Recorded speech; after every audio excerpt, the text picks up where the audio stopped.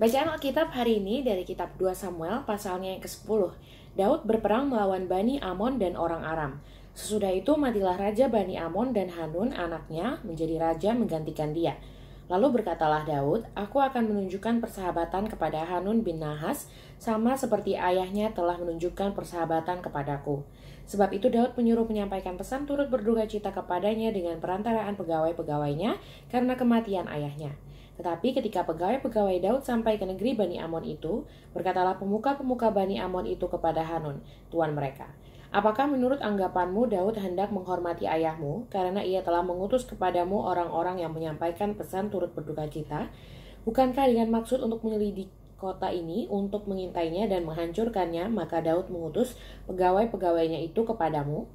Lalu Hanun menyuruh menangkap pegawai-pegawai Daud itu. Disuruhnya mencukur setengah dari janggut mereka dan memotong pakaian mereka pada bagian tengah sampai pantat mereka, kemudian dilepasnya mereka. Hal ini diberitahukan kepada Daud. Lalu disuruhnya orang menemui mereka, sebab orang-orang itu sangat dipermalukan. Raja berkata, tinggallah di Yeriko sampai janggutmu itu tumbuh. Kemudian datanglah kembali.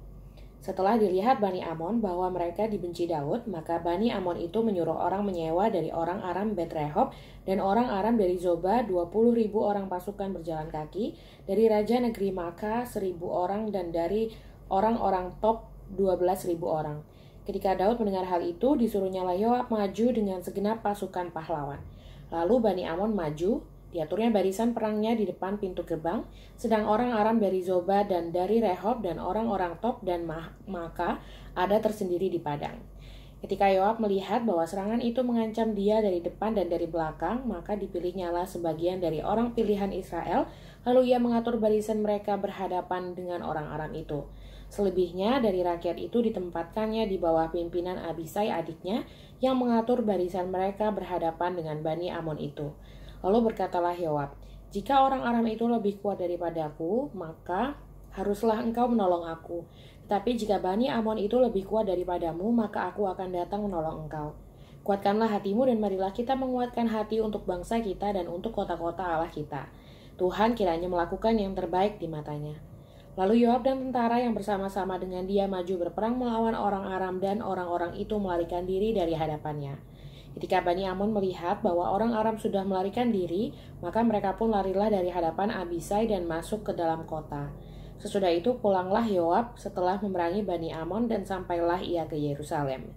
Ketika orang Aram melihat bahwa mereka telah terpukul kalah oleh orang Israel, maka berkumpullah mereka bersama-sama.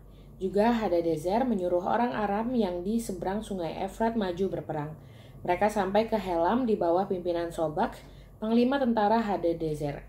Setelah hal itu diberitahukan kepada Daud, maka dikumpulkannya seluruh orang Israel. Diseberanginya sungai Yordan lalu sampai ke Helam.